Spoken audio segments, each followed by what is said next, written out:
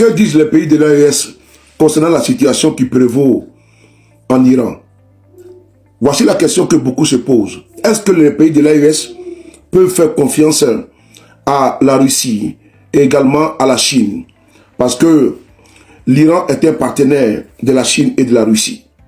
Frères et sœurs, avant de répondre à cette question, on va d'abord planter le décor.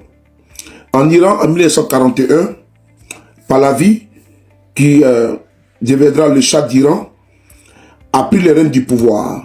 En 1953, la révolte a commencé et s'accentuer. Le Shah d'Iran a fui pour l'Angleterre. De l'Angleterre, il revient où? En Iran. Grâce à l'aide de qui? De la CIA, les États-Unis. Il devient un partenaire incontournable des États-Unis. Le président Jimmy Carter, à l'époque président des États-Unis, va se rendre en Iran et va féliciter le Shah d'Iran qui était devenu un autocrate, un dictateur et un sanguinaire qui réprimait dans le sang toute dissidente, toute opposition. Jimmy Carter, le président américain, va me dire que l'Iran est un îlot de paix et de stabilité. Le Shah d'Iran décide de développer son pays, mais tout en muselant le peuple. Et le peuple était tellement oppressé, une police politique qui enlevait les opposants iraniens. Un jour, il y a eu une révolte qui a été matée dans le sang. Près de 130 Iraniens ont perdu la vie. Le Shah d'Iran était devenu un autocrate sanguinaire et qui réprimait toutes les voix dissidentes, comme je l'ai dit tout à l'heure. Alors, la révolution a trouvé une figure, l'Ayatollah Khomeini. L'Ayatollah Khomeini qui s'opposait au Shah d'Iran a été drogué et déposé en Irak. Parce que n'oubliez pas que l'Iran et l'Irak font frontière. Et pendant ce temps, les États-Unis soutenaient le Shah d'Iran, qui était le roi. Voilà. Parce que la famille du Shah d'Iran a dirigé pendant près de 2500 ans l'Iran. C'est important. L'Empire perse. Et donc, on va continuer. Frères et sœurs, l'Ayatollah Khomeini est drogué et jeté en Irak par le régime du Shah d'Iran. Et malgré ça, la révolution continue toujours. Le pays était en ébullition. La contestation montait et le Shah d'Iran n'arrivait pas à contrôler la situation. La pression était très forte. Le Shah d'Iran a demandé à ce que l'on puisse éloigner de l'Iran l'Ayatollah Khomeini. L'Ayatollah Khomeini, c'était en 1964. Il a quitté l'Irak et il a trouvé refuge où? En France. La France a donné refuge à l'Ayatollah Khomeini.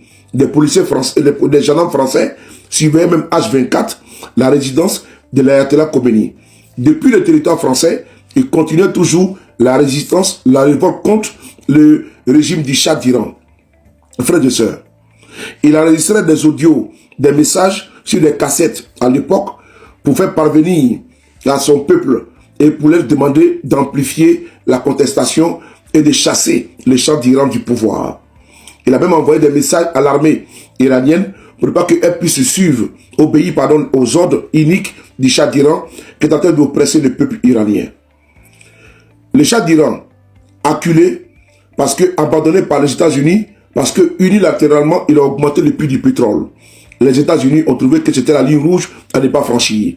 Et qu'est-ce qu'ils ont fait? Ils ont abandonné leur partenaire, le Shah d'Iran, qu'ils soutenaient Urbi et Orbi, je ne peux pas dire aveuglement. Les Shahs d'Iran étaient obligés de fuir l'Iran pour se réfugier en Égypte. L'Égypte qui a ouvert ses portes au Shah d'Iran, à l'époque c'était le président Sadat, qui fut assassiné plus tard. Le président Sadat a accueilli les Shahs d'Iran. Le président Jimmy Carter a dit que le Shah d'Iran a choisi volontairement de se réfugier, d'aller en Égypte où il doit subir une opération chirurgicale, alors que c'était un exil doré. Alors, en janvier 1979, précisément, c'est là que le Shah d'Iran a rejoint l'Égypte.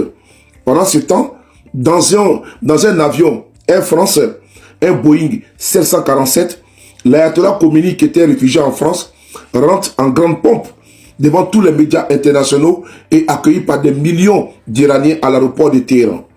Il avait promis la démocratie, et moderniser l'Iran. Mais les choses n'ont pas tourné comme les Occidentaux le voulaient. Et plus tard, l'ayatollah Khomeini s'est retourné contre qui? Contre les Occidentaux. Ce qui n'est pas du tout plus aux Occidentaux. Ils ont activé maintenant son voisin irakien qui était dirigé à l'époque, l'Irak, par Saddam Hussein. Et Saddam Hussein, sous des prétextes fallacieux de conflits de territoires, Saddam Hussein décide de rentrer en guerre contre l'Iran. Et cette guerre était soutenue par la communauté, les Occidentaux, qui voulaient balayer le régime iranien qui a trahi ses promesses. Saddam Hussein ne va pas atteindre son objectif. Et vous savez comment Saddam Hussein a fini plus tard. Il a été pendu après l'intervention des États-Unis sous George Bush en Irak. Les ayatollahs ont décidé de se braquer contre ceux-là même qui les ont aidés hier. Donc, l'histoire que je vous explique là actuellement, sur l'avènement du Shah d'Iran en 1941 au pouvoir, sans oublier les ayatollahs en 1979, vous allez voir qu'il y a une similitude. Au début, le régime du Shah d'Iran était soutenu par la communauté internationale, par les États-Unis. Et également, vous avez vu comment les ayatollahs sont rentrés en grande pompe. L'ayatollah Khomeini est rentré en grande pompe en Téhéran. Après avoir dit ça, aujourd'hui, les pays de l'AES, pour répondre à la question, vous avez vu que c'est une guerre d'intérêt. Ils font des régimes et puis les défont. Et donc, dès l'instant, les intérêts sont mis à mal, ils vont trouver des prétextes fallacieux pour intervenir. On a vu l'intervention qui a eu lieu en Irak.